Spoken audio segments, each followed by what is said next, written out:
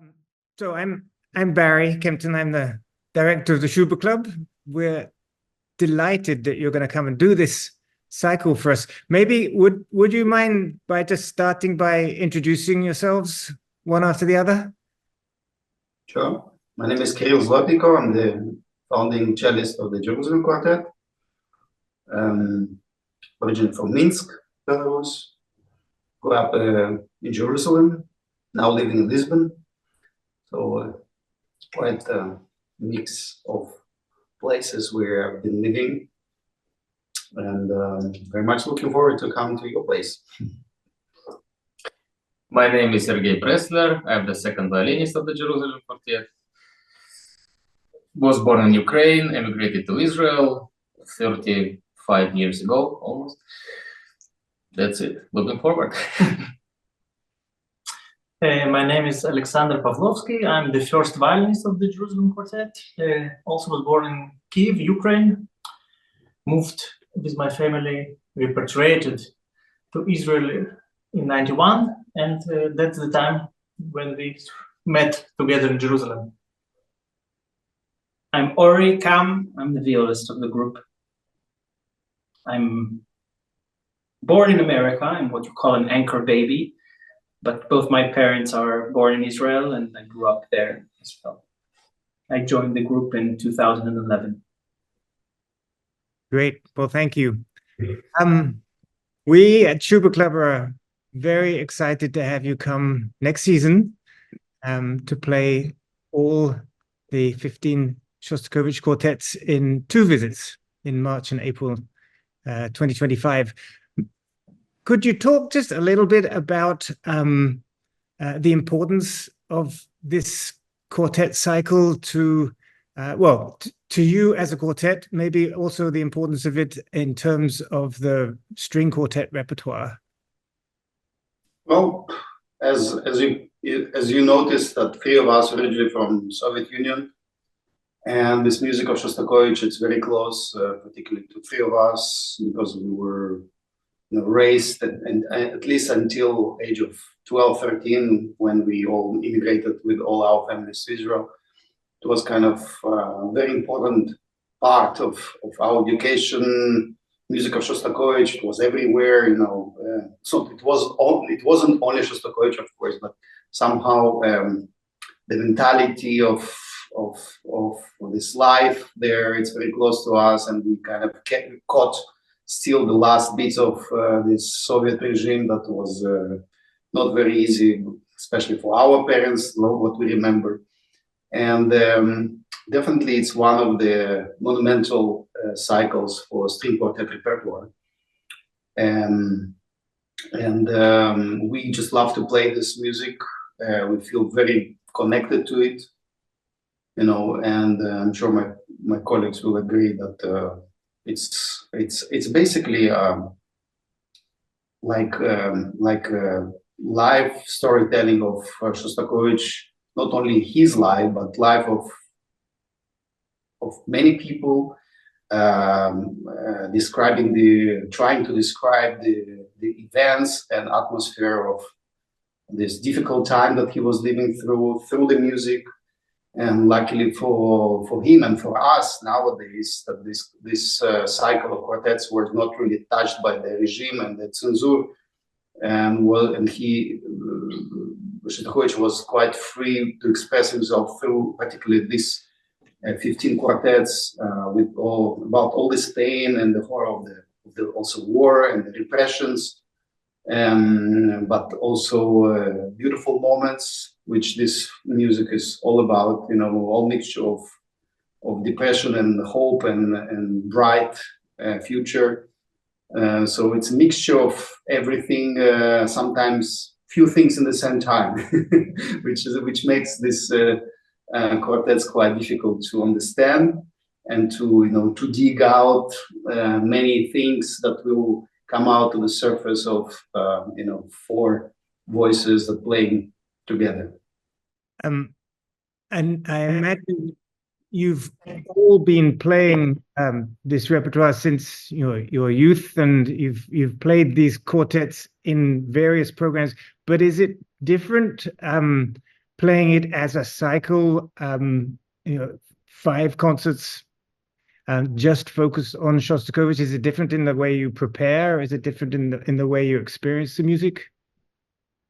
I think that you know, making any cycle of any composer, it's very different from just, you know, playing 1 or 2 pieces at the program, because you kind of dive in the ocean of the personality, of soul of the composer. And Shostakovich, for us, I think, to add what Kirill said, it's of course the mirror of the country, of the people, but also mirror of him. And as we know, that mostly quartets and cycle of quartets represent more intimate, more personal approach of the composer, not like a symphonies, which are more global and, you know, national events described in.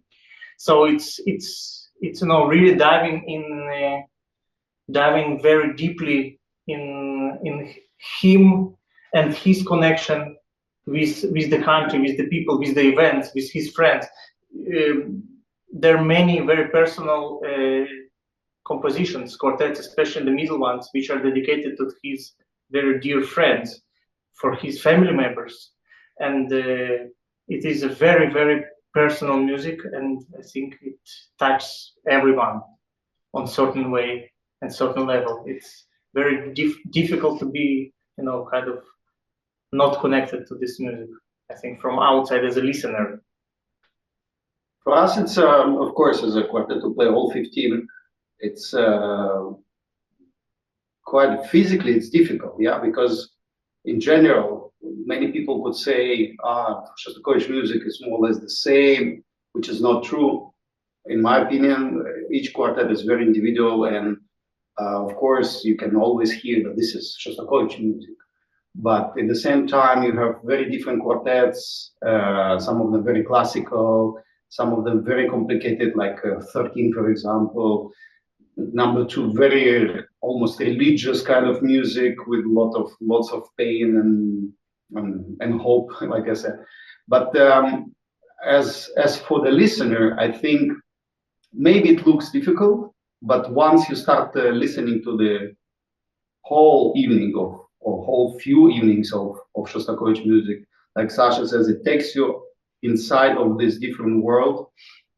Like a magnet, like a magnet. And it opens totally different layers and atmospheres and moods to the listener that I'm sure it will be super interesting and enjoyable and exciting at the same time. And like you mentioned, we did it quite many times, the cycle. And what we hear from the public, it's totally different when they hear just one quartet, for example, in the program, for regular concert, you know. Same thing happens with the other cycles, either it's Beethoven or Bartok. Once you hear the whole evening of same composer, it's totally different experience. It just really opens much broader horizons for the listener. So this isn't when you come to the States to do this cycle in St. Paul, and I think you're doing it in at least one other city next year. This won't be the first time that you're playing the cycle. Do you expect that you'll approach it differently, or do you expect that how it'll end up will be different to the way that you've performed it in previous times? Does it evolve over time? We gained a lot of experience since the last time we played it, or between the cycles too. We played each time, we gain more and more musical, philosophical, energetic experience. Each time will be different for me. And it's a different public, and it's a different acoustic, and it's a different weather outside, and we feel differently every time. Different atmosphere. We probably will try some new things. We always try new things. But in this particular year, I think it's going to be maybe 4th or 5th cycle, no? Maybe. Yeah. So it's not the very first time in that season. So yeah, we'll be warmed up already. First time we did it, I think it was 2007 or 8. Since then, everything changed a lot. Now we will play really differently. Many things, not all, but many. So this is an unfair question, but I'm going to ask it anyway. Could each of you talk just briefly about one quartet which is particularly meaningful to you as a musician, and maybe say a few words about why? Or well, like I mentioned about number 2, which is one of my favorite. I feel it's very deep and religious piece with a lot of kind of prayers and even kind of little moments that sounds really like Amen, you know, like in the end of the second movement when there is a huge solo of first violin. It's like almost a concerto, which Sasha does absolutely amazing. So this is very deep and very touching. And for me, it's really one of favorites, like I mentioned, and also unfortunately underrated because everybody knows number 8, number 3, number 9. They're the most famous, and of course 15 because it's very also like supposed to be performed with candles, also like a requiem almost. And so personally, for me, number 2. And also number 12, which has a lot of cello. Big part, yeah. For me, I think I really think about the whole cycle. Each quartet for me has a lot of emotional feelings, so I cannot really subscribe one. For me, it's the whole cycle, really. There are some quartets that I will not mention the numbers, that I feel less connected, maybe 1 or 2, but most of them I feel really like the whole cycle. It's my favorite. I generally like all of them, and I find them very different. But maybe I would mention number 7, which is actually the shortest one. The writing is very classical.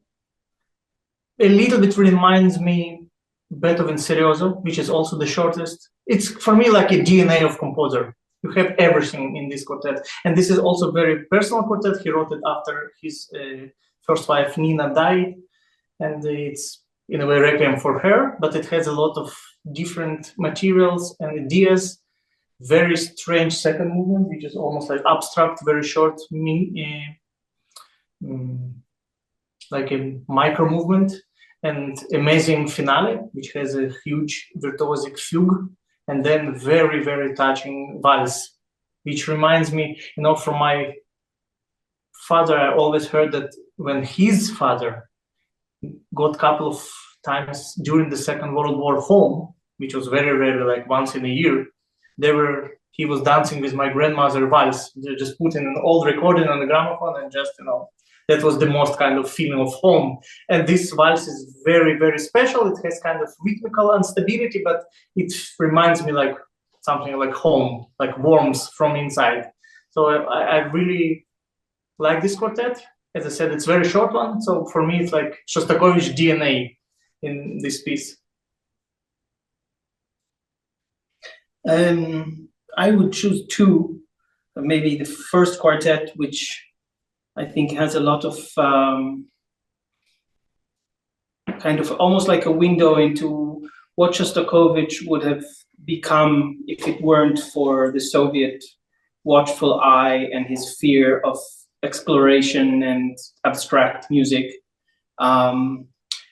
It's very classical on the one hand, but also very forward-looking, and it has already a lot of the kind of promises that come later. And there's something a little bit, I would say, unspoiled about Shostakovich in the first quartet.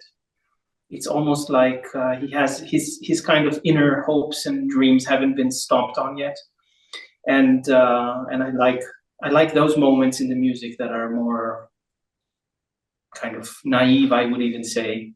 And the second quartet I would choose is the 13th, because it's just so modern, and it's so weird and adventurous and I mean, I think he's really trying out a lot of things that were rolling around in his head over years and years and years, and didn't find the courage to kind of put them on paper because he was just afraid. So I think those two quartets also in relationship to each other are really kind of interesting. And one thing about the cycle that's also very unique is that, like the Beethoven cycle, for example, the journey in the writing is just so extraordinary.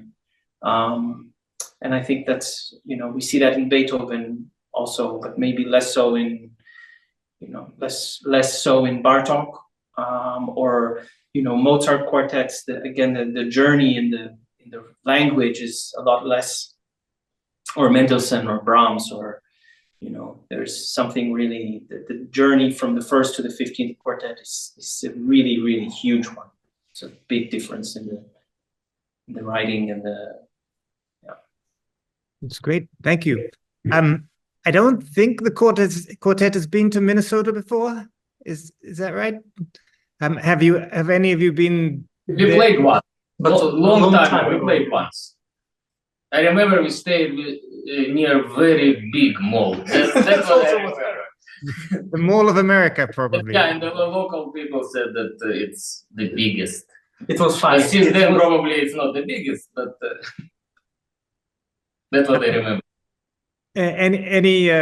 Any thoughts about coming back that you'd like to share with us? Very looking forward, of course. Great, thank you. I don't need to take up any more of your time. Have a wonderful concert this evening. Thank you so much. Thank you so much. Really look forward to welcoming you next season. Great, looking forward. Looking forward to.